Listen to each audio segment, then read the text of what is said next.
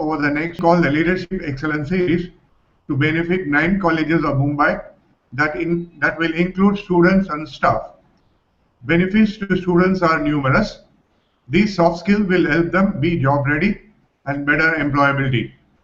Further, it helps during their time at the campus in studies, prepare them well for placement, and when they enter the workforce, they can continue to use these lifelong transferable skills.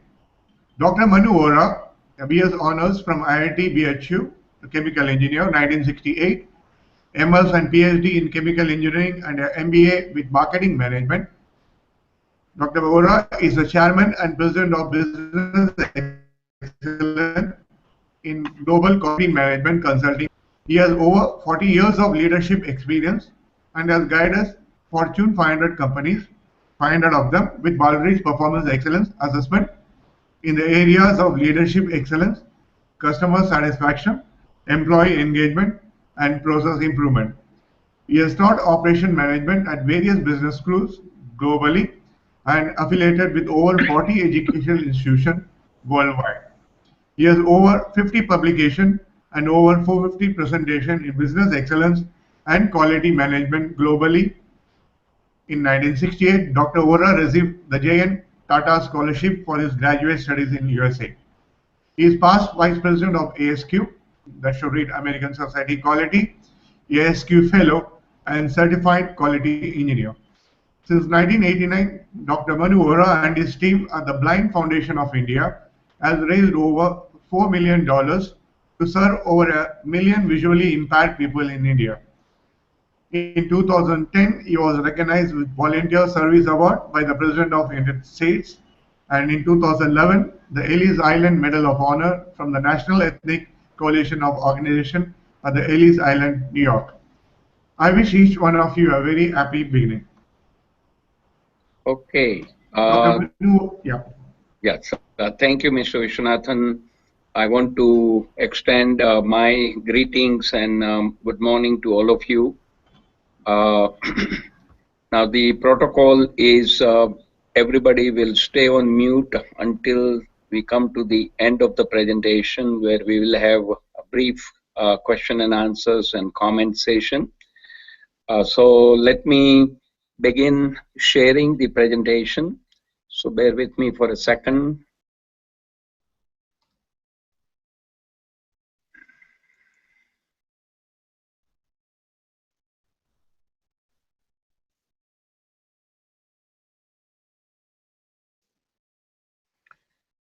You should be able to see the title slide, and Mr. Vishwanathan, you can just unmute and give me the signal that it's you are able to see. I can see it. We are able to see, sir. No issue. Perfect. Yeah. Thank you. So today's topic is leadership excellence, and in this session, what we want to do is learn about various leadership characteristics.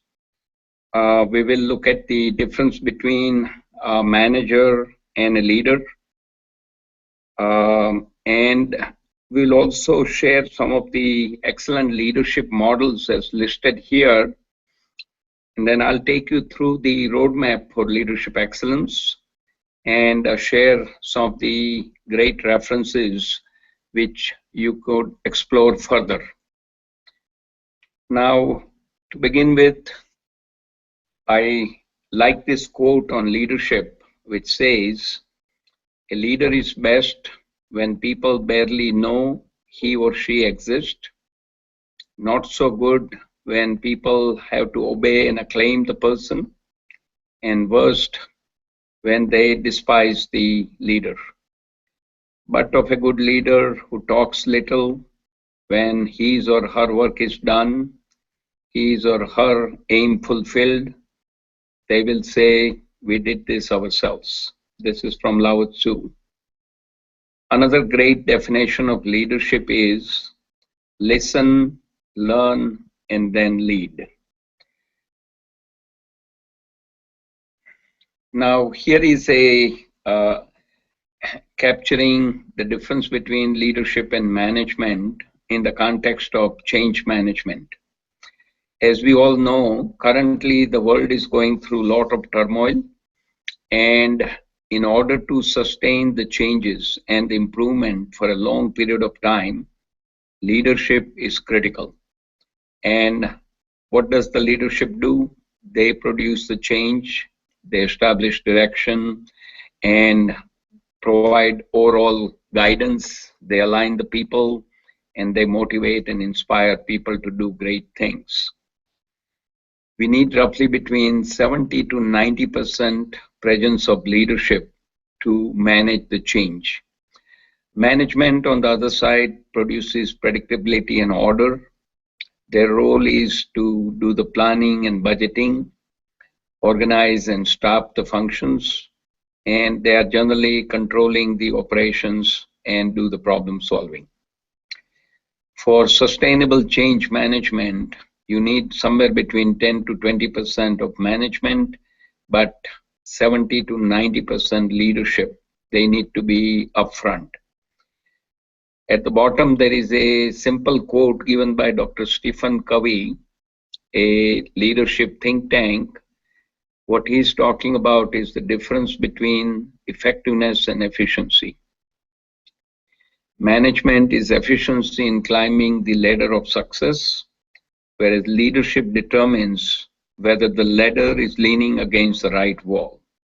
In other words, leadership is all about effectiveness, and management is all about efficiency. So one has to be effective first and then look for efficiency. Now, what I've done on this slide is each letter of the word leadership. I have several words describing each of the letter. I'll work through some of them with some specific examples as we go along. So to begin, leadership L. Leaders are great listeners. They are continually learning, and then they become a great leader. The E is extremely important, ethics. As we all know, at least here in the Western world, we had too many scandals around the year 2000, where number of organizations, where CEOs and the presidents were cooking the books, and those companies got wiped out like Enron, WorldCom, etc. A, we are talking about the articulation and authentic leadership. Under D, dedicated and direct. Under E, leaders look for excellence. Under R, their real challenge is they need to recognize other people. Under S, servant leadership, we'll talk a little bit more about it with some specific examples. H, honesty and humbleness are critical. Under I, they continuously focus on improvement, and they are the influencer. Under P, they are passionate about whatever work they do. Moving on to the development, each letter of the word here. Under D, they are delegator. As a leader, you cannot do everything in the organization. You need to find the right people and delegate the work. So good things happen in the organization. E, they are empathetic to their people, and they are very energetic. Under V, visionary. Under E, explorer. L, they are leading by example. Under O, they are highly optimist, and in the context of the Indian scene, the best definition I have heard is from our Prime Minister Modi ji. He says, glass is, we have heard the words that the glass is half empty or glass is half full. According to him, glass is completely full, where open area is filled with the air. So that's the ultimate on the optimism. P, they are very persistent. M, they become mentor to others in the organization.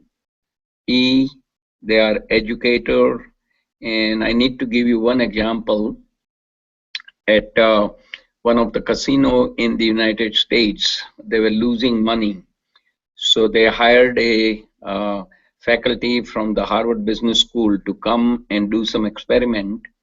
And the professor was able to find out what type of audience they should encourage so that they can come play and give more money to the casino and make them profitable.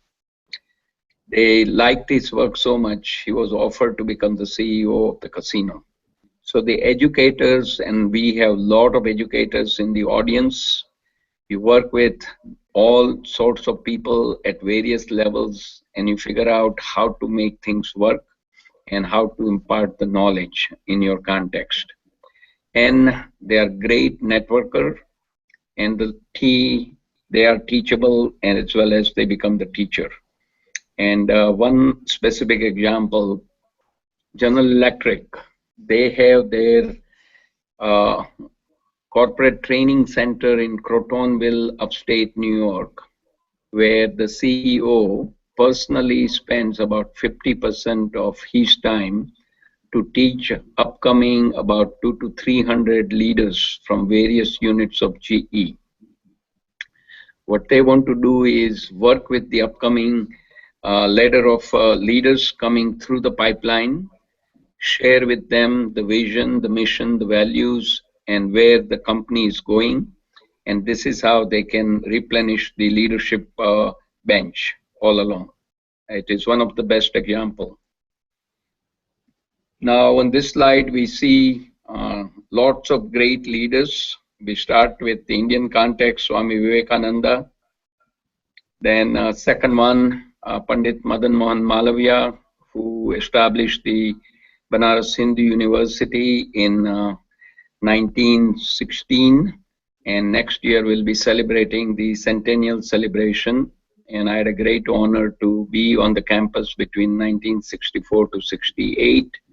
Courtesy J.N. Tata Endowment to provide me the scholarship to come here in the US. Of course, we all know about Mahatma Gandhi and his sacrifice to make India free from the British shackles. In US, one of the most revered President, Abraham Lincoln, he comes from the state of Illinois, where I am from.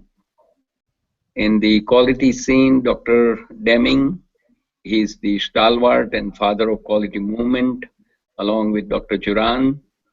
And then, of course, John F. Kennedy, one of the very popular US president. So these are the great leaders who, during their time, with their vision, were able to move the things, and they were able to do the best thing for the country and the organization they were involved with. Now I'm going to take you through several models. The first one is from Dr. Stephen Covey. He has written a beautiful book called The 7 Habits of Highly Successful People. And the 7 Habits book, there are first 3 habits according to him is when you master them, that's your personal victory. First habit says you need to be proactive. Second habit says begin with the end in mind. That means first thing first, and that's the third habit. Now when you master habit 1, 2, and 3, you have done the personal mastery. Then you come to work, and now you are interacting with other people. Habit 4 is to think win-win when you are working with more than one person in the organization. Habit 5 is most important.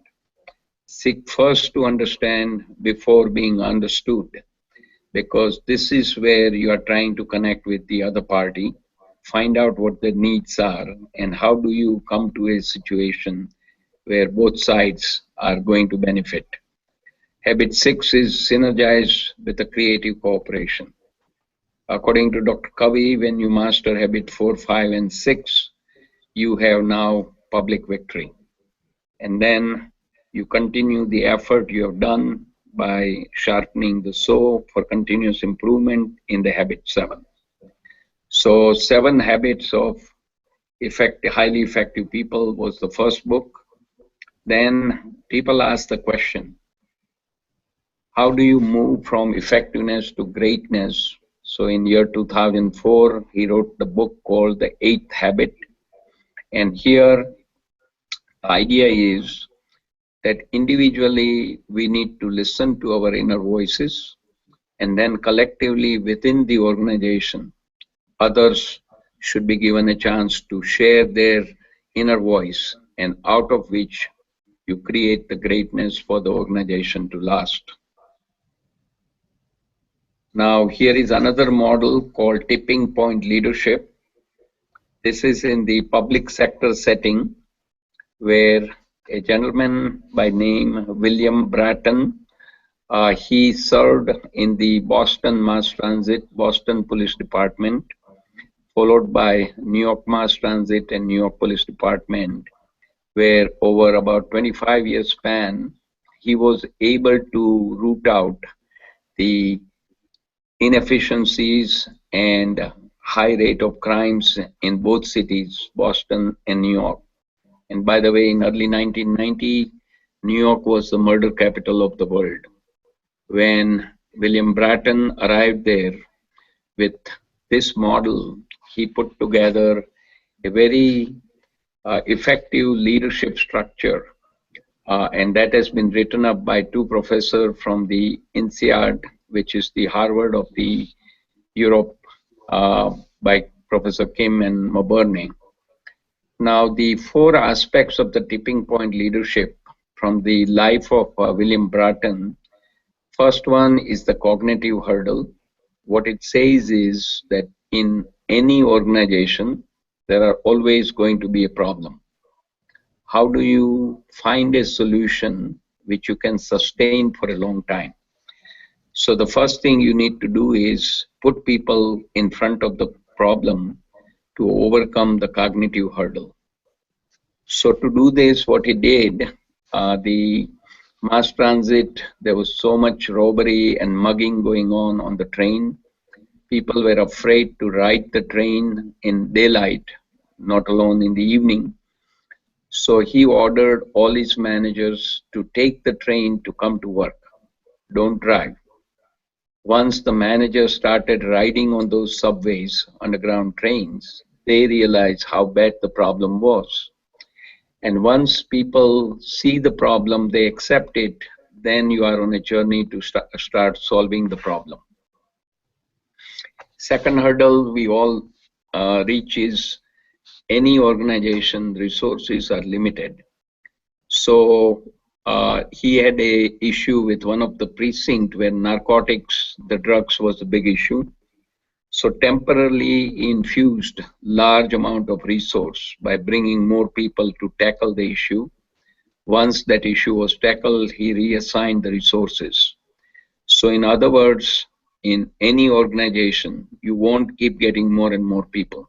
You have to do with what you have by prioritizing the critical issue first, find a solution, and then go to the next critical issue. Third one is a motivation hurdle. In New York City, he had in the police department 80 different precincts, and each of the precinct captain were given a specific target and the goals. And when they do some good work at their weekly meeting, one or two precinct captains will be invited to share their success story. What William Bratton did was he put the spotlight on people who did the great work, and that becomes motivational to others who have not done the work. They would be more inclined to do good work and try to get a chance to shine in front of their peers. And the last item is political hurdle. Now, William Bratton, looking at the situation in the New York City, he came up with a simple formula: one strike and you are out. That means a simple minor offense, person will be put behind bar in the prison. Now, the prisons are run by the legislative system, and they did not have enough capacity in the prisons, so the legislators got very disturbed. They didn't want to be part of this plan. However, William Bratton was very shrewd.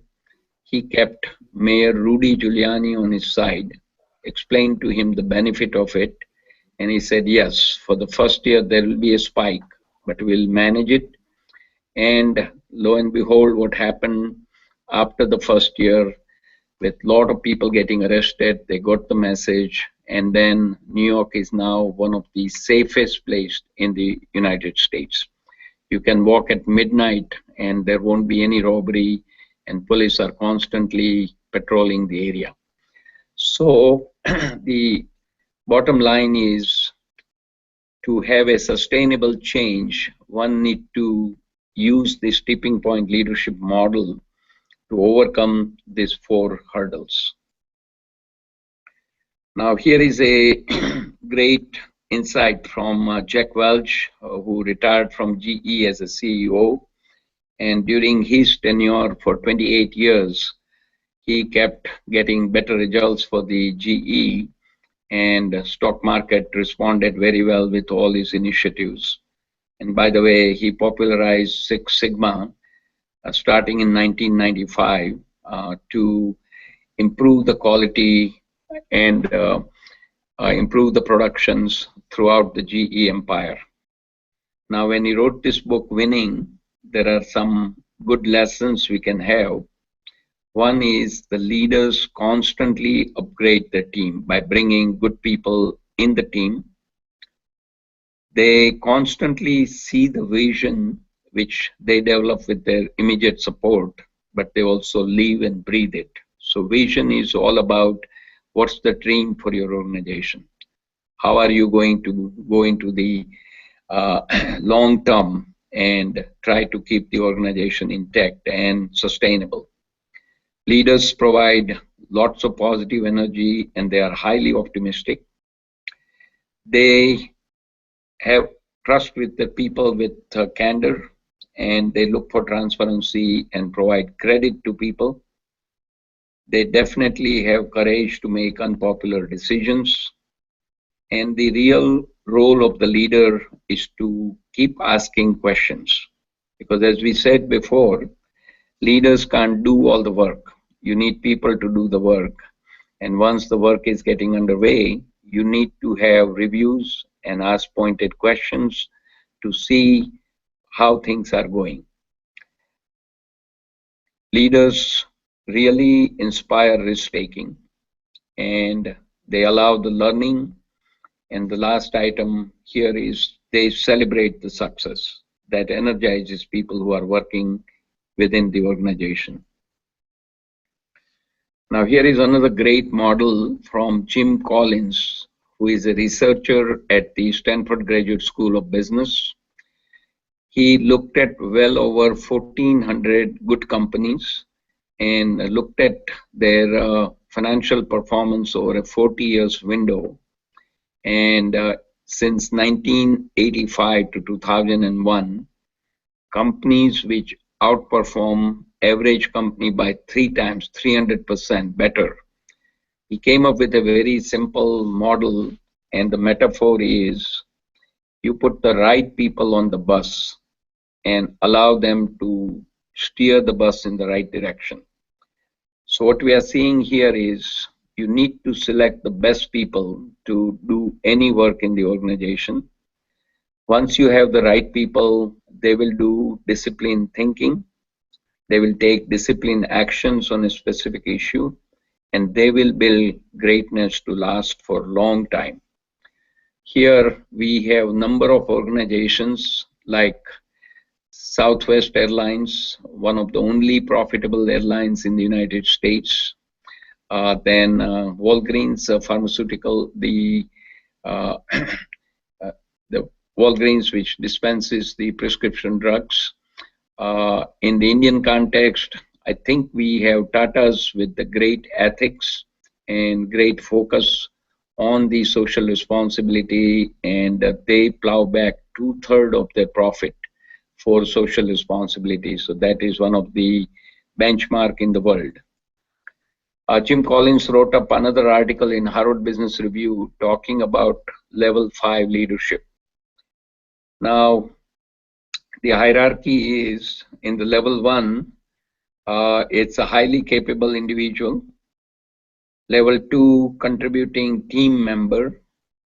Level 3, competent manager. Level 4, person has become effective leader but not reached the pinnacle, which is the level 5 executive. And that level 5 executive has a combination of humility and will. Humility means that when the good things happen, they give credit to everybody. When something goes wrong, they take the blame personally. Will means when the organization goals are set collectively, they persist at all the cost to bring that objective and the goal under control. So they will look for not the personal publicity, but look for the welfare of the organization first and foremost. Now, here I want to share Lincoln on leadership. As I mentioned before, one of the most revered president in the history of the United States, Abraham Lincoln. This book is written about Lincoln on leadership during his years in the White House. And as some of you may have sort of have some historical perspective, there was a war between North and South, and North was weak in terms of the troops for military strength. So they started recruiting more people to join the army. And the focus was each and every new recruit will pass through the Washington, D.C., where the president stays in the White House. And Abraham Lincoln made a point to go and meet with each and every person who joined the army to thank them. I'll take few additional items which are in different colors. Lincoln was more focused on persuasion rather than coercing people. And he is known as a honest Abe. Honesty and integrity were his hallmarks. He was leading by being led, share credit, take the blame when bad things happen, and good thing happens, share the credit. So he was truly a level 5 leader. And point 11 is keep searching until you find your General Grant.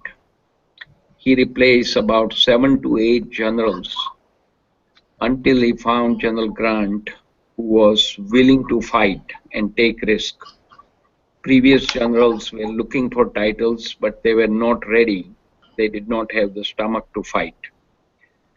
He was one of the most articulate public speaker, and some of you may have seen his Gettysburg Address, a very short, brief address, which is known as one of the masterpiece public peace, Gettysburg Address. And he would influence people through conversation and storytelling. He was the master of storytelling. So what's the learning from this for ourselves and the leaders? One needs to get out of the office, circulate with your people, always focus on honesty and integrity, and focus on getting the right people to work with you so that good things happen. Another one is a book written by a gentleman named Mark Murphy. He wrote a book, title is 100%ers. May I request everybody to go on mute? I hear some disturbance, please. Thank you. Now, the focus of this book is, and by the way, Mark Murphy consults with the Google and Microsoft of the world.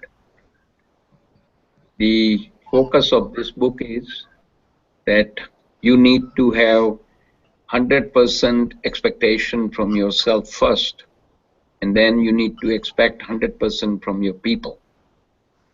And what you are looking for is there are 4 quadrants. The top right is the one where you are challenging your people and you are emotionally connected with them.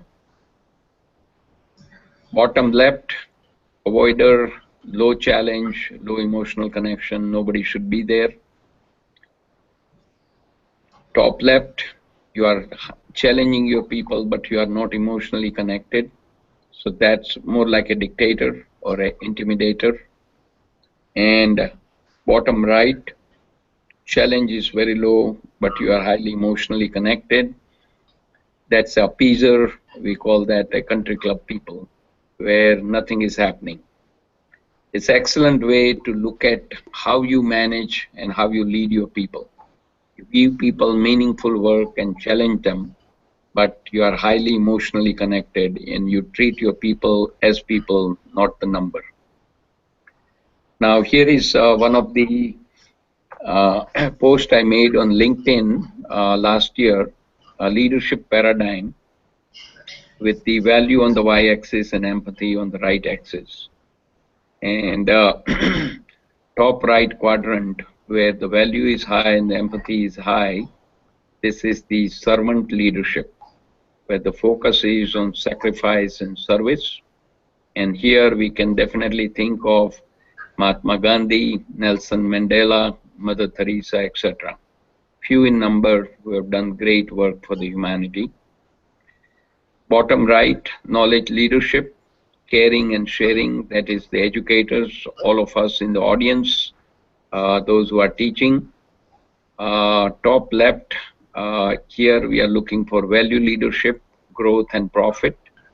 It's a C-level. They are mainly focused on delivering the value because they have very little empathy for people in general. They want to achieve their goals and get out from their C-suites within 2 to 3 years when their mandate is over.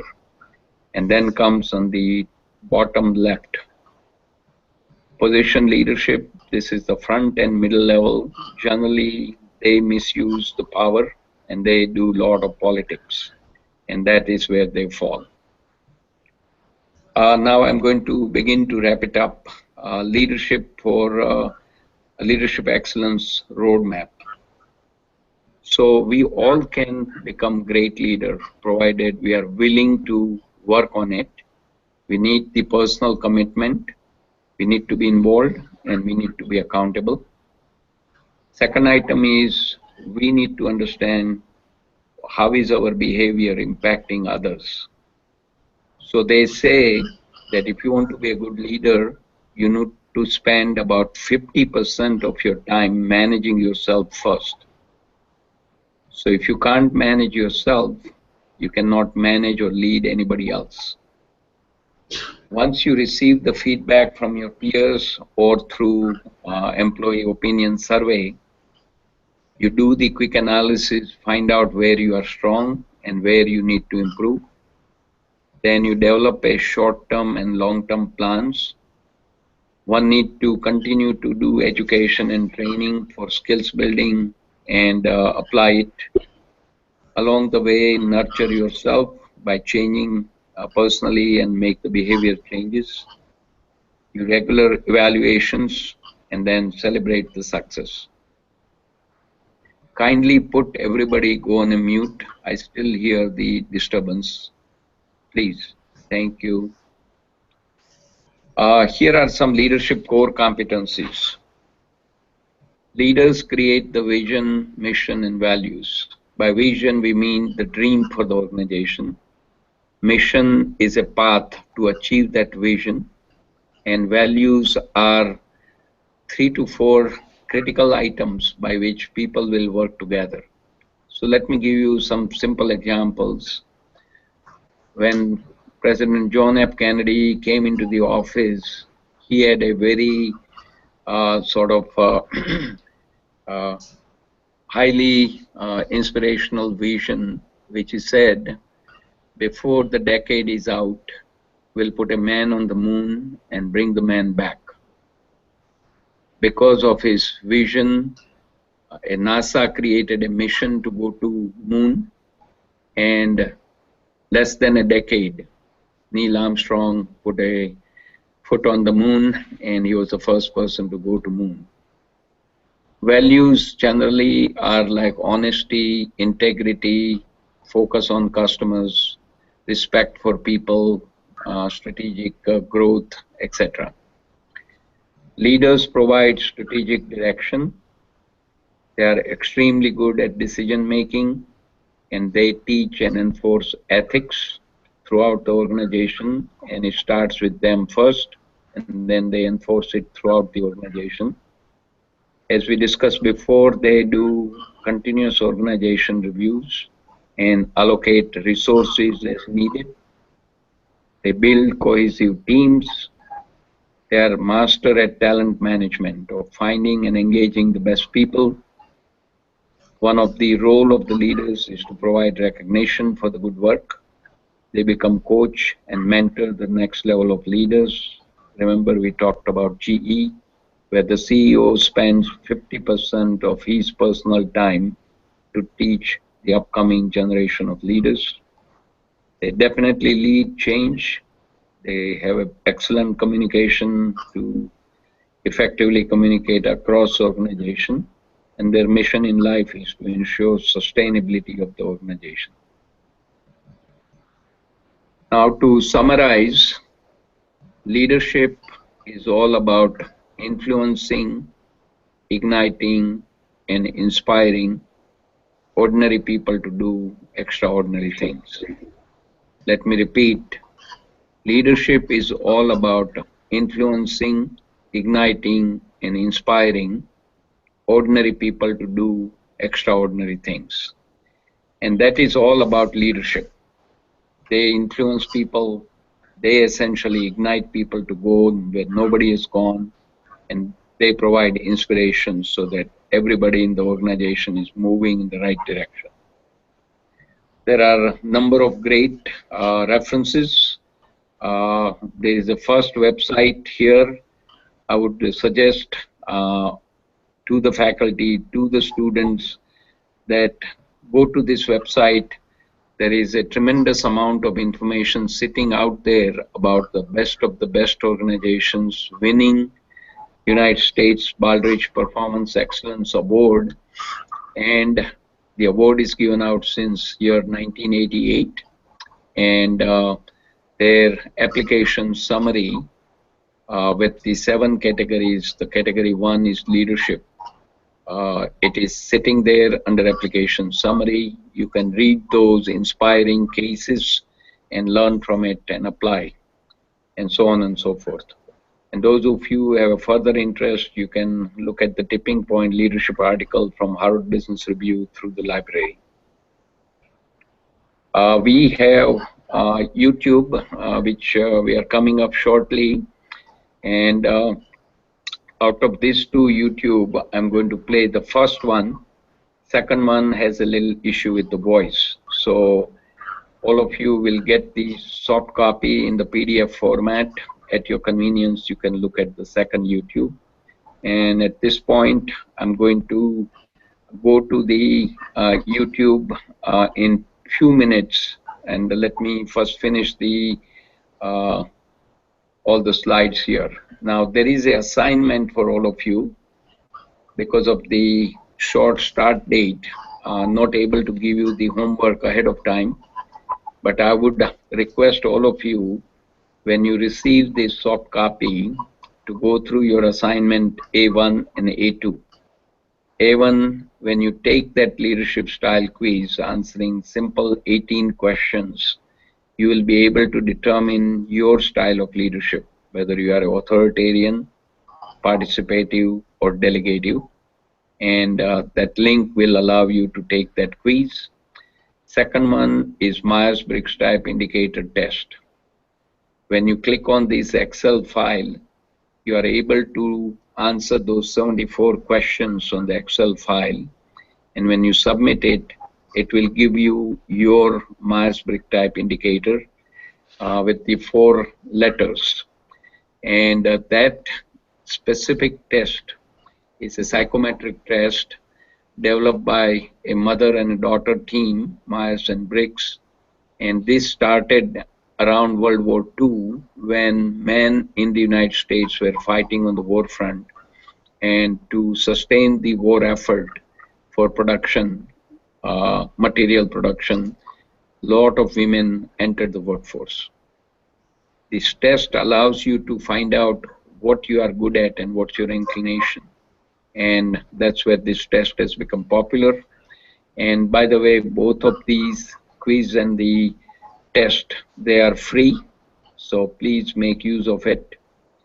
And at this point, I want to take a few minutes to thank all the leaders from various colleges, Dr. Rita Basu, Dr. A.K. Sen Gupta, Dr. Alka Mahajan, Dr. Neena Roy Chaudhary, Dr. Harsha Mehta, Dr. R. Rangaprasad, Dr. Sanjay Kamble, and Dr. R.M. Kumar, and all the coordinators who worked very hard to be on a test, Google Hangout test 2 days back.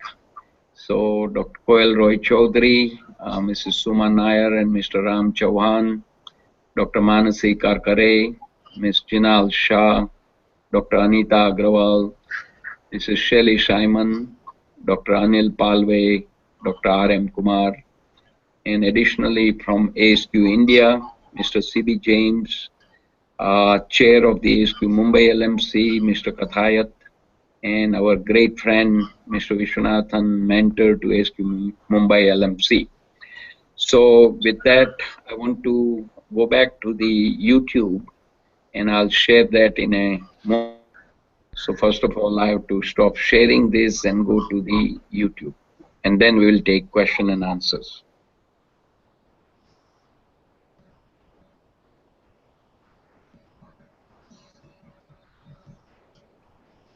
Okay, I think you need to, Anil, Dr. Anil, go on a mute. I keep hearing a lot of disturbance. So kindly put yourself on a mute. Yeah, Thank sure. you. Yeah.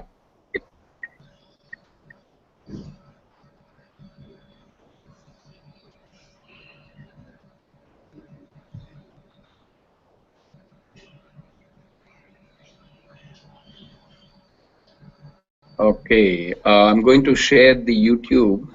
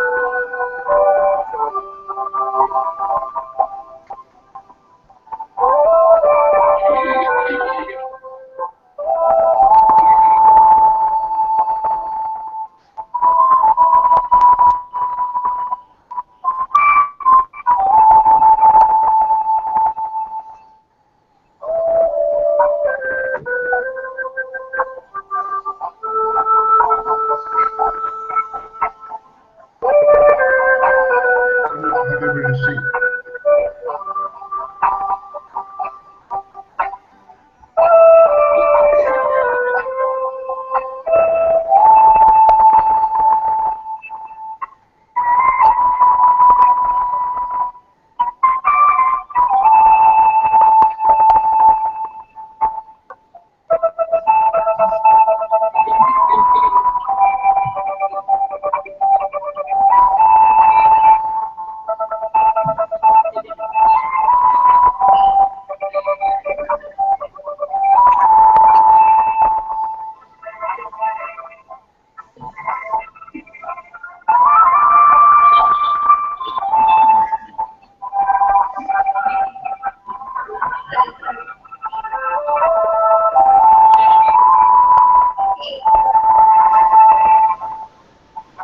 Sir, we are not able to see the screen, unfortunately.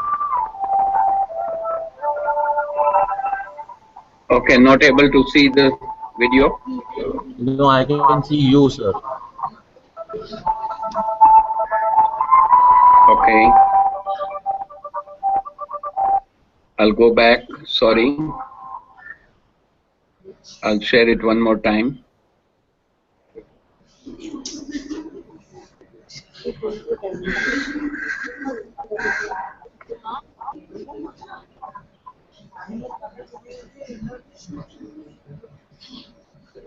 Can you see the stationary slide with the leadership? Now Vishwanath? I can see it. You Now I can- can see it, sir. Okay, let me play. Can you hear it? I can hear it, no issue. Perfect.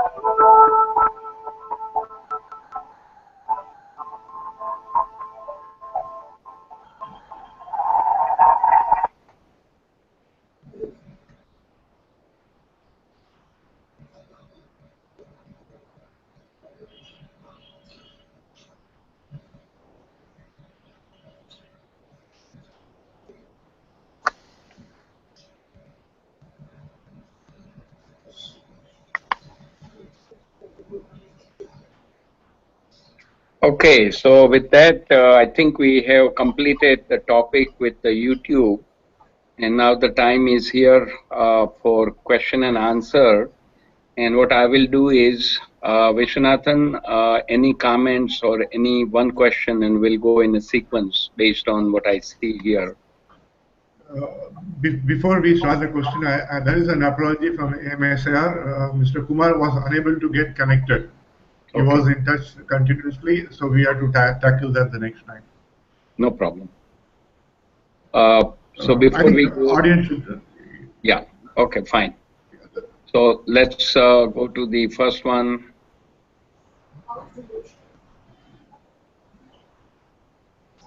Okay.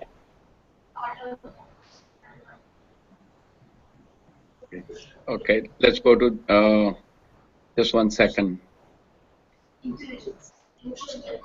Okay, go everybody on a mute right now. We are with the Dr. Roy Chaudhary. Any questions from your side? So unmute and ask the question. Yes, sir. Jinal, can you go back to mute, please? Yes, sir. Thank you.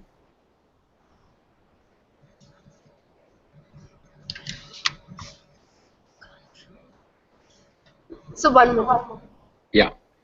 So one of the students wants to ask that how emotional intelligence is important for leadership.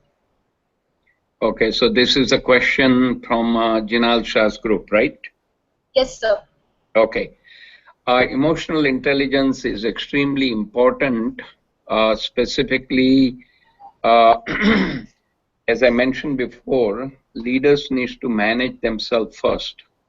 And emotional intelligence is all about empathizing with your people, understanding your strengths and weaknesses, and try to focus on getting the people, the right people in the organization, so that great things can happen. And their role is continuously focus on great people better than yourself and recruit them, nurture them, provide all the resources, and basically stay out of the way. And this emotional intelligence issue, it is in the forefront of the leadership. Great leaders have a tremendous emotional intelligence. They are very stable, and they essentially look at the situation and try to figure out what's the best course of action working with their people. They are not impulsive. They will consult with their people and find the best solution to help the customers and help the organization. I trust that will at least answer the questions regarding the emotional intelligence, which is extremely important. Yes, sir, absolutely, absolutely. Okay. Any other questions from your group, Jinal? No, I think, sir. Yeah. Okay, fine. We are moving to another group. I can't see them. Okay, yeah. Now, is there any questions from the group here? You are in the spotlight. Unmute and ask the question. Hello.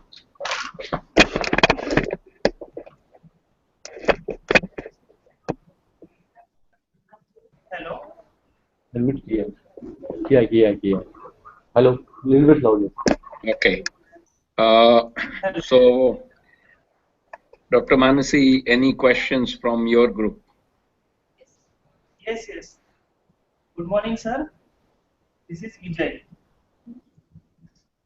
Yeah. Can you speak up a little bit more, close to the laptop? Little bit loudly, sir. Yeah. One question I would have. Perfect. Go ahead. Is there any technique to teach leadership qualities at college level? Practically, can we teach leadership qualities? Oh, okay. Yeah, so there are two schools of thoughts. The question was, can we teach leadership qualities to people? There are two schools of thoughts. Some people say leaders are born with the leadership. Personally, I believe leadership can be taught if you have the right attitude that is the critical requirement. If you have the right attitude, then you could learn anything and everything. And leadership can be taught. It's a skills you can develop by observing other people, great role models, practicing what others have done, and you pick up the best from others. And my answer from my perspective is yes, you can teach these leadership skills to people. Only prerequisite is that you want to be a leader and you have a positive attitude to address that, and you are willing to go along with that. That's my answer. Any additional question from your side? Yes, sir. One more question. Mm-hmm. You have given us link and asked us to attempt the test. After attempting test, what will be the next?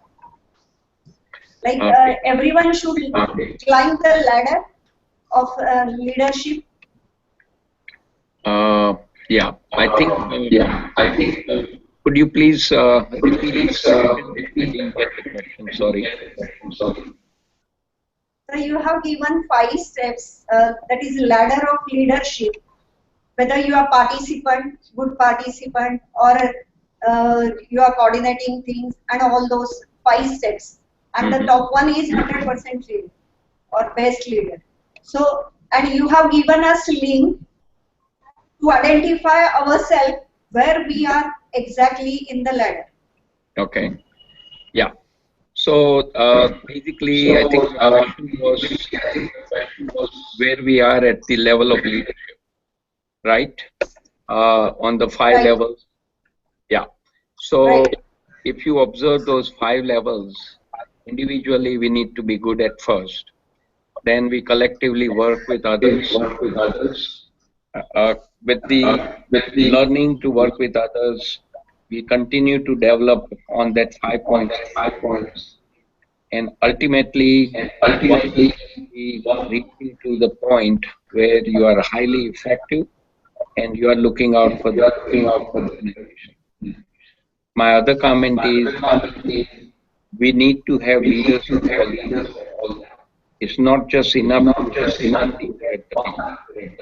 leaders create more leaders, and they just don't follow us all the time. That's the best way to establish throughout the organization. Okay, sir. Thank you. Thank you. I think what we need is the one at a time. The rest of them should be on a mute. Dr. Mansi, can you go on a mute? Thank you. Looks like Dr. Anil, you are open now. Yeah, go ahead and ask the question. Yeah, thank you so much for your wonderful lecture. Thank you. And our student would like to know about the 6 Sigma. So kindly just elaborate about the 6 Sigma. Mm-hmm. Yeah. So question about 6 Sigma. Now 6 Sigma is a process improvement tool which allows one to find out how much is the variation in the process, and by reducing the variation you can reduce the defects and improve the quality of the product or a service. So technically 6 Sigma means 3.4 defects. Now one can think of a simple example of airline baggage handling, where millions of baggages are handled throughout the world by the airlines. They come close to about 5.6 Sigma, not exactly 6 Sigma yet. Motorola started this effort where they were manufacturing the handset for their mobile phones, and they measured exactly the production in the manufacturing units, and they identified how the processes needs to be improved so that the variation in making a product or a widget is minimal, and when the variation is reduced every time you make a perfect product. And this, by the way, applies to service as well. There is another concept I'm sure all of you are familiar with, and that is lean, which is to reduce the waste and speed up the process. Now, the lean philosophy has come from Toyota Production System, and here I can give you the example, and I'm sure India will catch up. Healthcare organizations are under tremendous stress. They need to reduce their waste and reduce the cost and improve the quality of the outcome. So healthcare organizations, hospitals within the United States are now using Lean and Six Sigma combined to get the benefit of both. By doing Six Sigma, they're able to reduce the defects, and by using Lean, they're able to speed up the process by reducing the waste. So that's a little bit at the high level. One of the modules on operational excellence will go into a little bit more detail about process improvement and other philosophy when we come to that module. I trust that probably at least touches the surface on the Six Sigma. Yeah, thank you so much. Okay, you're welcome. Any other question, Dr. Anil? No, thank you so Okay, much. perfect. Yeah, you can go on a mute. Okay. Dr. Roy Chaudhary, any questions?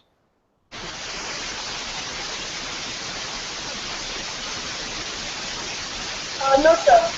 Okay, fine. Okay. Mr. Ramchandra, any questions from your group? You have to unmute. The rest of the people all go on a mute, Mr. Ramchandra. Or Mrs. Suman Iyer, any questions from the group?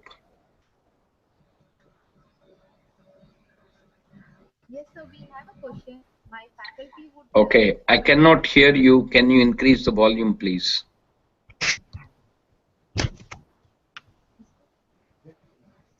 Hello.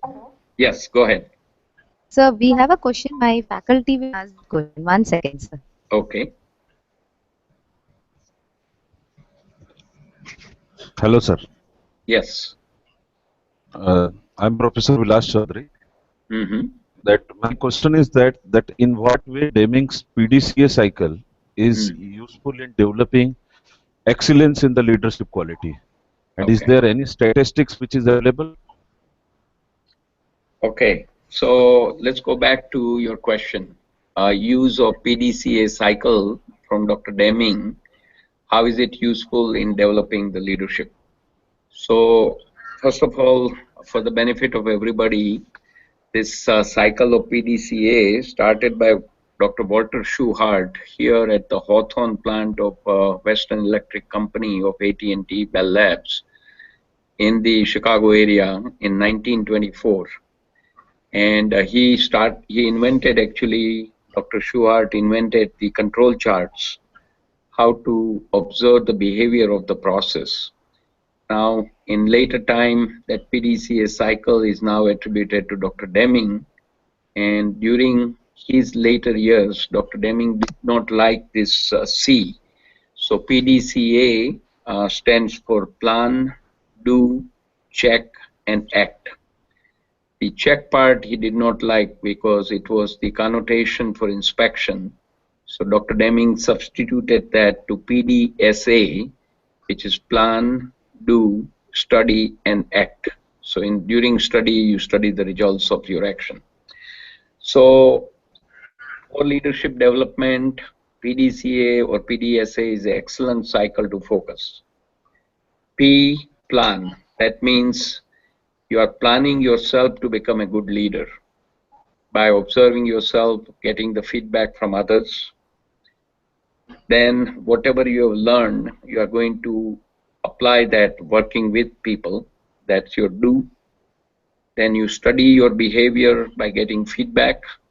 Again, how well you are working with others and what positive or negative impact you are creating with your people.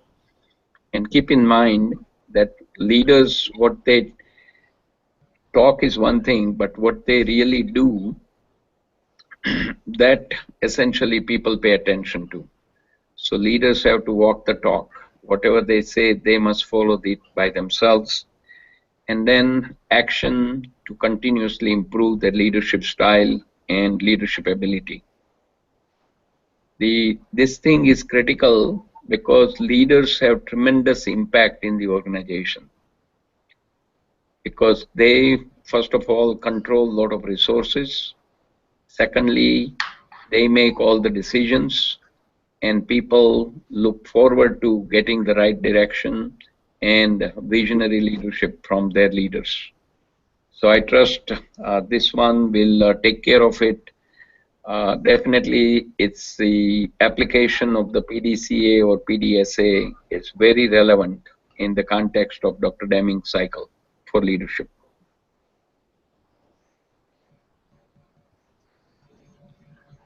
Is there any specific control chart is there to Go measure? ahead.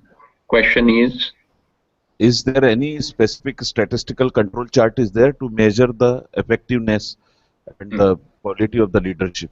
No, I have not seen any. The issue is generally the control charts are used in the production to measure the effectiveness of the process. Personally, I can tell you one example. There are two people who have written a book. This is called Quality is Personal. You can look up the topic in Amazon.com. So Sergey Skater, who was the vice president at AT&T for about 35 years, he worked with a faculty professor emeritus from University of Chicago. They wrote a book called Quality is Personal. And the concept is very similar to Six Sigma and sort of control chart by observing the personal behavior. And the central thesis of the book is that personally you need to identify about 4 to 5 critical things which are important to the organization, such as he was the marketing VP, so he needed to attend the meetings with the customers on time. Secondly, he needed to have the briefing for the meeting with him. Third, he needed to be presentable, well-groomed, so be ready.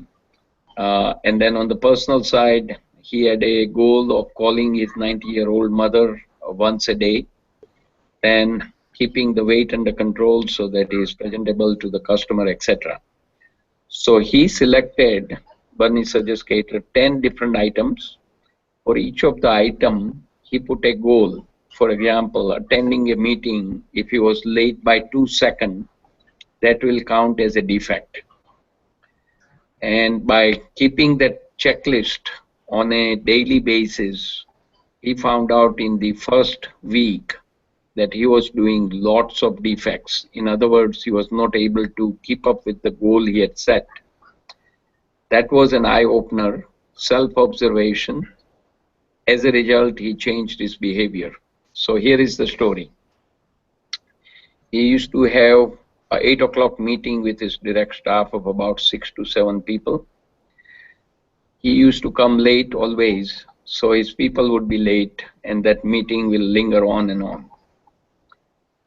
When he started using this personal checklist approach, he came 10 minutes early.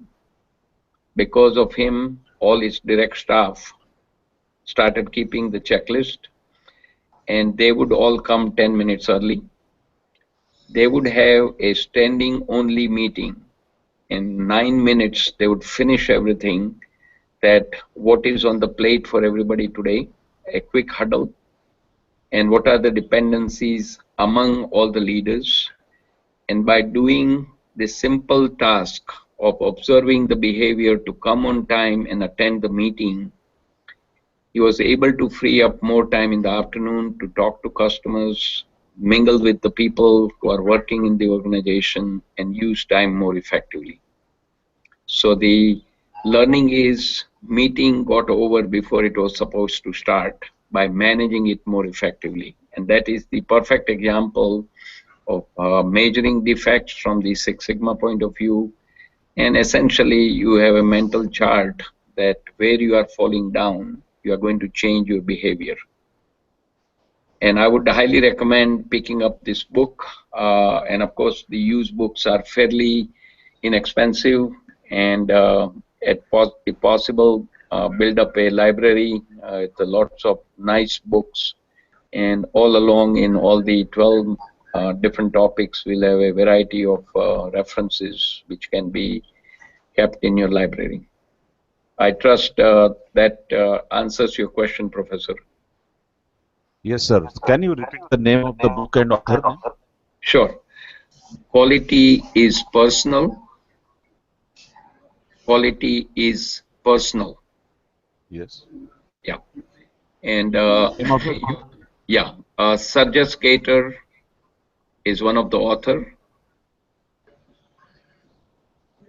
And you can drop me a brief email, and actually I can send it to both Mrs. Nair and Ram Chauhan. I'll send Okay, that sir. information by email. Thank you very much, Dr. Vora. No problem. My pleasure.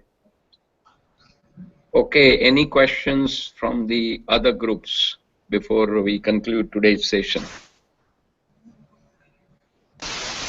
Okay.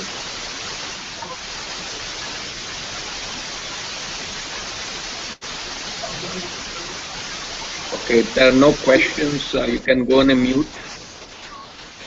And I will open it to Mr. Vishwanathan, questions and a comment.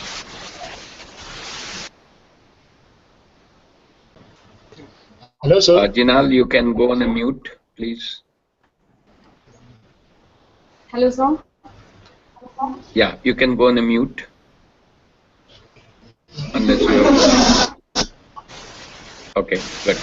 Okay, Vishwanathan, you are on. So I think, Oil Chaudhary, you want to ask questions? Hello, sir. Probably you're standing. Hello? Okay, you have a question? Hello. Hello. No. Okay. Then please go on a mute. Krishna, you are waiting for asking a question? Krishna?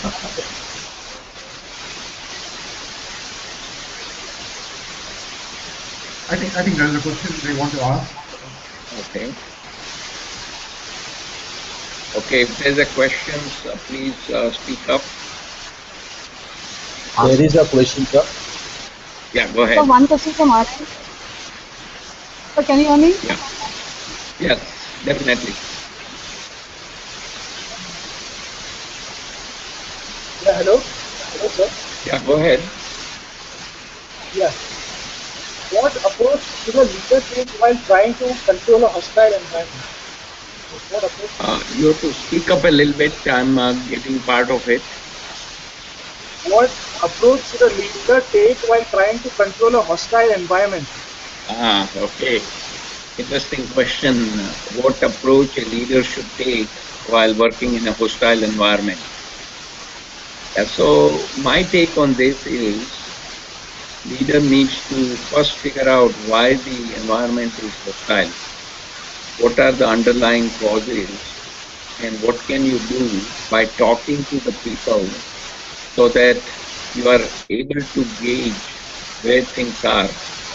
So essentially, you need to do a little bit of digging, find out from your people why there is a hostility in the environment and what's the root cause of it. Because unless you address the root cause of the problem by giving a simple solution on the surface, the real issue is not going to go away.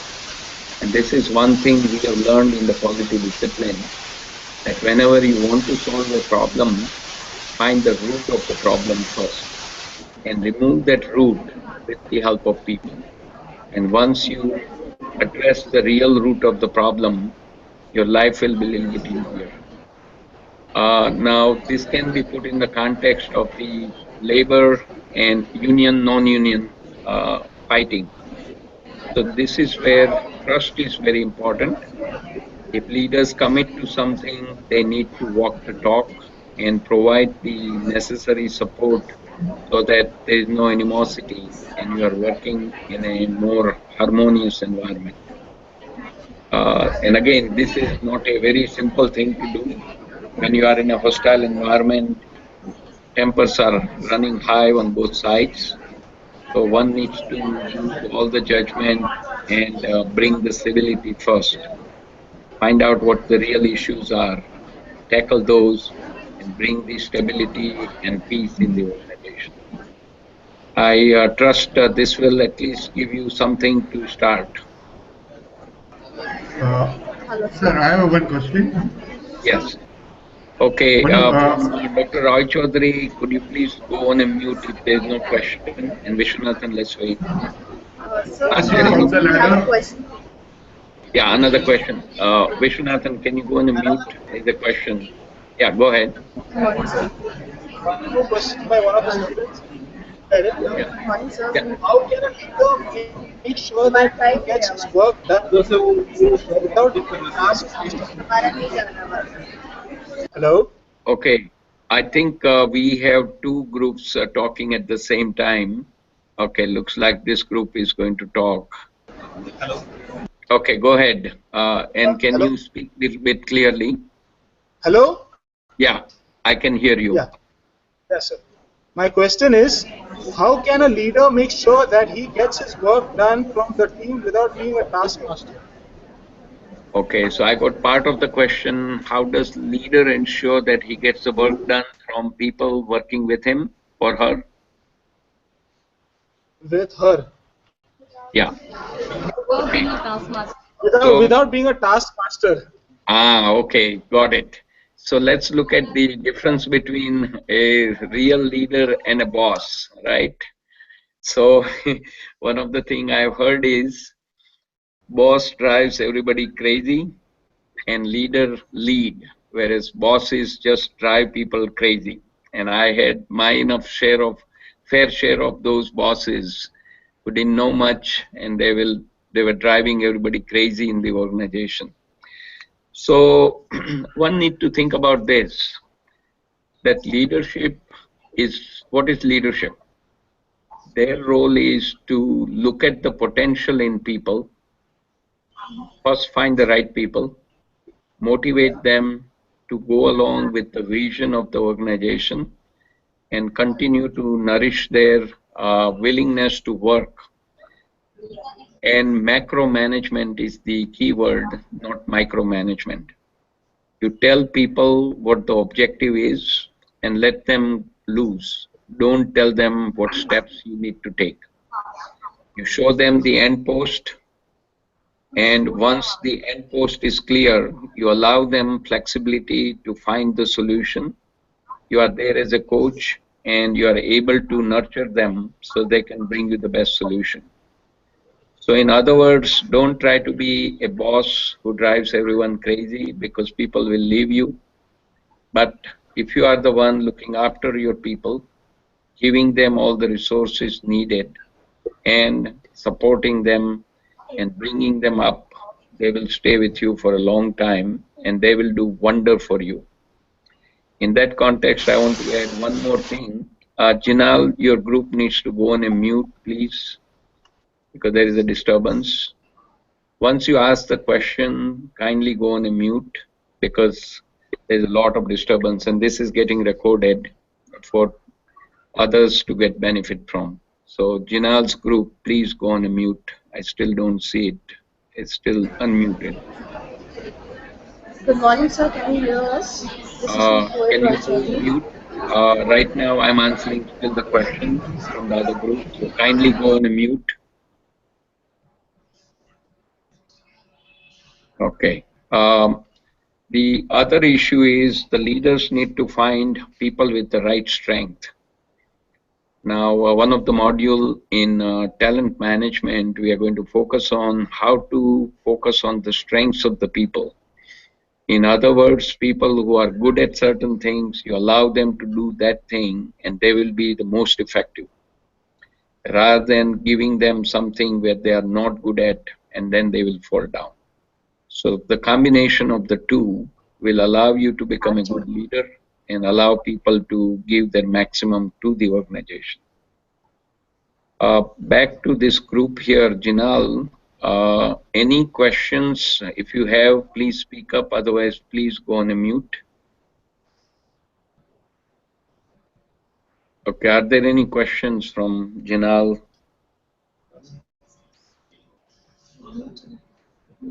Okay, apparently not. Can you at least ensure that you are on a mute?